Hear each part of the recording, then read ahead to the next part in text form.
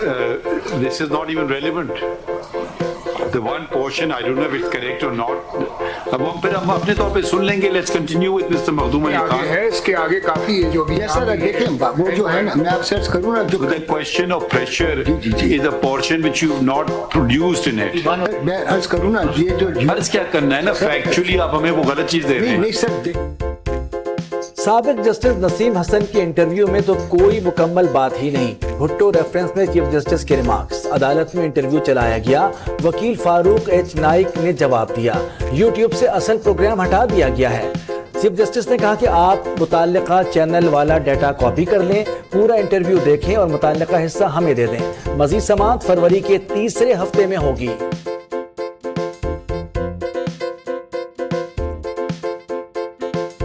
Bhutto reference में एक जज की राय नजरअंदाज नहीं कर सकते. बेंच का तनासुब ऐसा था, एक जज की राय भी अहम है. अदालत एक शख्स की इज्जत और तारीख की दुरुस्ती देख रही है. जस्टिस मंसूर ने पूछा, क्या एक इंटरव्यू की बुनियाद पर अदालत या अफरीदी ने कहा कि एक इंटरव्यू से ये तासुर नहीं दिया जा सकता. अदलिया आजाद नहीं थी, दीगर जजेस भी थे, उन्होंने नोट लिखे और इख्तिलाफ किया.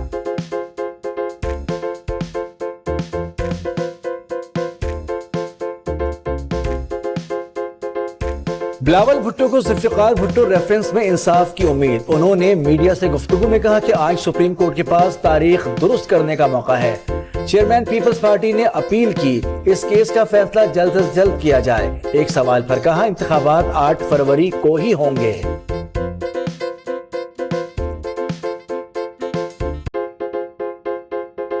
दुखड़े ना सुनाएं, आपको इदारों पर एतमाद नहीं तो हम क्या करें. लेवल प्लेइंग फील्ड में चीफ जस्टिस का वकील लतीफ खोसा से मुकालमा. उन्होंने कहा कि आप इलेक्शन कमीशन की रिपोर्ट मुस्तरद नहीं कर सकते. आपके इल्जामात पर तरदीदी जवाब आ जाता है तो आप कहते हैं ये दुरुस्त नहीं. इलेक्शन कमीशन की रिपोर्ट में क्या गलत है. तहरीरी जवाब दे, सियासी बातें ना करे. पीटीआई को इलेक्शन कमीशन के जवाब पर जवाबी दलाइल जमा कराने की हिदायत. समाअत 15 जनवरी तक मुलतवी कर दी गई.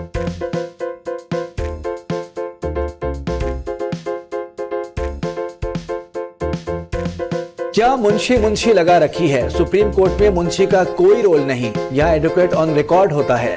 चीफ जस्टिस का इजहार बरहमी. वकील लतीफ खोसा ने कहा कि मेरे मुंशी से अदालत में दस्तावेजात छीनी गईं और आप ये जानते हैं. चीफ जस्टिस ने जवाब दिया, मुझे इसका इल्म नहीं. आपके किसी मुंशी की दरखास्त नहीं सुनूंगा.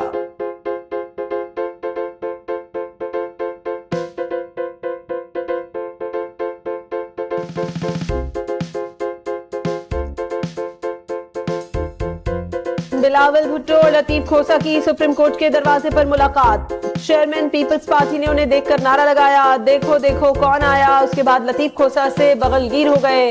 दोनों ने कुछ देर गुफ्तगू भी की.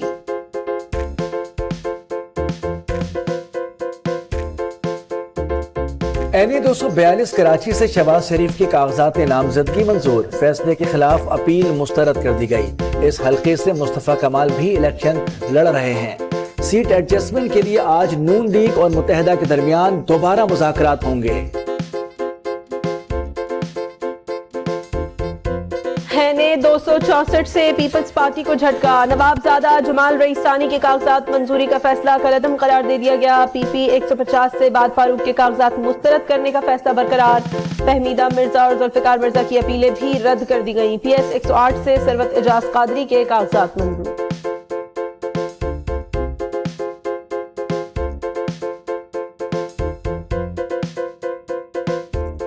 PS 63, 116 और 118 से PTI उम्मीदवारों की इंतखाबी फॉर्म जमा.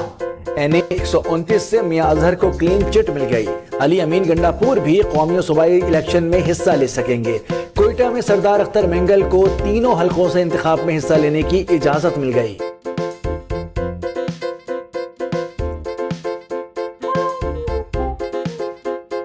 इलेक्शन में पीपल्स पार्टी लाहौर समेत सेंट्रल पंजाब वापस लेगी. खुशी शाह का दावा. उन्होंने कहा कि नून लीग से कहा गया होगा इंतखाबात नहीं होंगे, आराम करो, ऐसा ना हो दोबारा कोई मसला हो जाए. PP रहनुमा ने चैलेंज कर दिया, कराची को आलमी मयार का शहर बनाएंगे.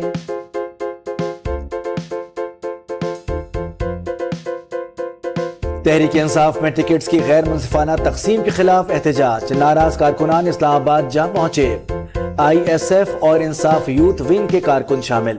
उन्होंने कहा कि सीनियर और काबिले ओहदेदार नजरअंदाज कर दिए गए, मनपसंद उम्मीदवारों को नवाजा जा रहा है।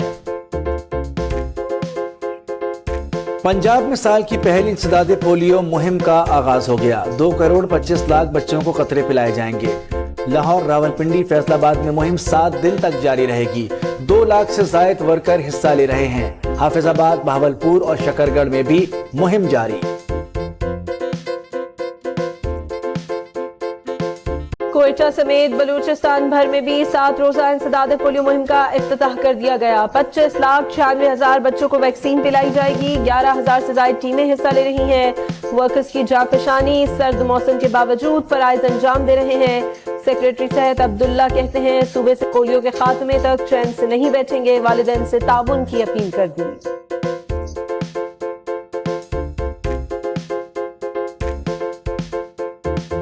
तनख्वाहदार तबका टैक्स अदा करने में सबसे आगे। दुकानदारों और बरामद कुनिंदगान की निस्बत 200% ज्यादा टैक्स दिया। रवा माली साल के पहले 6 माह में 158 अरब रुपए अदा किए गए। तनख्वाहदारों से रवा साल 300 अरब रुपए टैक्स जमा होने का इम्कान है। ठेकेदारों ने गुज़िश्ता साल की निस्बत 31% ज्यादा टैक्स अदा किया है।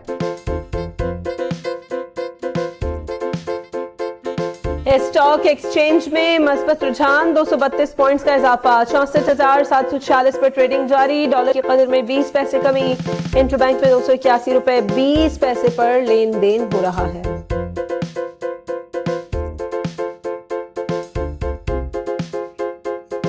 सिंध में सर्दी के बायस स्कूलों के औकात कार में तब्दीली कर दी गई। कराची रीजन में स्कूल 8:30 बजे खुलेंगे। वज़ीर तालीम राना हुसैन ने हिदायत जारी कर दी। सिंध के दीगर मकामात पर तदरीस का आगाज 9 बजे होगा। बांग्लादेश के आम इंतखाबात में हुक्मरान जमात अवामी लीग की बड़ी कामयाबी। 2/3 नशिस्तें हासिल कर ली। 300 के ऐवान में 200 सीटें जीत ली। अपोजिशन जमात BNP और इत्तेहादियों ने इंतखाबात का बाइकआउट किया था। वज़ीर आज़म शेख हसीना 2009 से इख्तिदार में हैं।